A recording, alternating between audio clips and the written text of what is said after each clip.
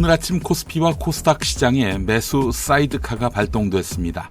코스피 200 선물지수가 5% 이상 상승한 것이 1분간 지속돼 사이드카를 발동한 것입니다. 4년 2개월 만입니다. 코스닥 시장에서도 같은 시간 사이드카가 발동돼 프로그램 매매 호가의 효력이 5분간 중단됐습니다. 하긴 어제 우리 증시는 너무 많이 빠졌습니다. 코스피가 8% 넘게 폭락하면서 역대 최대 하락폭을 기록했지요. 코스닥도 휘청거렸습니다. 그래서 거래가 중단되는 서킷 브레이커가 발동됐지요. 김건희 씨도 손해 많이 본 모양입니다. 아침부터 불 끄려고 소동이네요. 이런 가운데 우리 증시에 중대한 영향을 미치는 미국 뉴욕 증시 오전장이 열렸을 때는 말 그대로 공포에 질린 모습이었는데요. 낙폭은 다소 줄였지만 큰 폭으로 하락 마감했습니다. 다우지수와 S&P 500은 약 2년 만에 가장 큰 낙폭을 기록했습니다. 오전에 발표된 경제 지표가 선방한 결과인데요. 당장 일촉즉발의 중동 상황이 가장 큰 문제입니다. 이란이 이스라엘을 공습한다면, 그래서 미국이 개입한다면 우리 땅에서 전쟁해야 하는데 이러면서 땅을 칠 사람이 있어 보입니다. 누구일까요?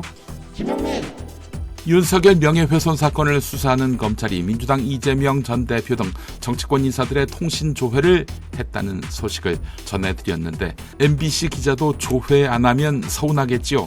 언론인을 턴다면 가뜩이나 윤석열 정권에 밉보일까봐 전전긍긍하는 기자들 더 쫄겠지요. 더 큰 문제는 언론에 공익적 제보를 하려는 사람들이 스스로 입을 틀어막을 가능성입니다. 민주당과 야권은 검찰에 자료를 요구하는 한편 이 사건 수사를 맡은 강백신 검사에게 탄핵소추 청문회 때 따지기로 했습니다. 한편 윤석열은 후보 시절 자기 주변 사람이 비슷한 일을 당했을 때 독재 시절에나 가능한 일, 미친 사람들의 소행이라며 분노했었지요. 네, 그대로 돌려줘야겠습니다. 인천의 한 아파트 지하주차장에서 화재가 발생해 대규모 피해를 낸 벤츠 전기차에는 중국 파라시스 에너지의 배터리가 탑재됐던 것으로 확인됐습니다. 제조사는 지난 2021년 파라시스 배터리에 대해서 화재 발생 가능성이 있다며 이를 탑재한 전기차 3만여 대를 리콜 조치한 바 있었지요.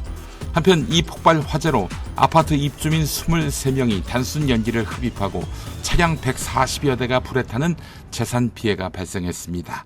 아파트 밖으로는 전기차 불신 현상이 확산되고 있습니다. 친중 반중 프레임을 가동하려나요? 모든 걸 정치 논리로 풀어가는 사람들 입에서 말입니다. 한국 양궁이 2024 파리올림픽에 걸린 금메달 5개를 모두 따냈습니다. 역대 최고 성적을 거둔 한국 양궁 대표팀, 그 힘은 어디서 났을까요? 대한양궁협회는 출신 지역이나 학교에 공통점이 없이 공정하게 발탁한다고 풀이합니다. 학연과 지연이 없으니 불합리한 관행도 없다고 하고요. 그래서 예상치 못한 무명 선수가 올림픽 무대를 밟기도 합니다. 현대자동차의 탄탄한 지원도 한몫했을 것입니다. 혹시 이런 이유는 없을까요? 이종호 씨가 양궁계에는 아는 인맥이 없다는 점. 서울 영등포 경찰서가 수백만 명이 투약할 수 있는 분량의 필로폰을 국내로 밀반입한 충격적인 사건을 열심히 수사했는데, 김건희 주가 조작 2차 주포인 이종호 씨 등의 비호를 받는 조병로 경무감과 용산이 괘씸하게 바라보고 있다라는 말을 했던 경찰 고위 간부들이 제동을 걸었습니다. 수사 브레이커가 된 것이죠. 이런 가운데 경찰이 마약 유통범들을 도와준 인천 세관 직원 4명을 입건했다고 합니다. 백혜룡 수사팀장이 폭로하니까 뒤늦게 수사에 나선 것입니다.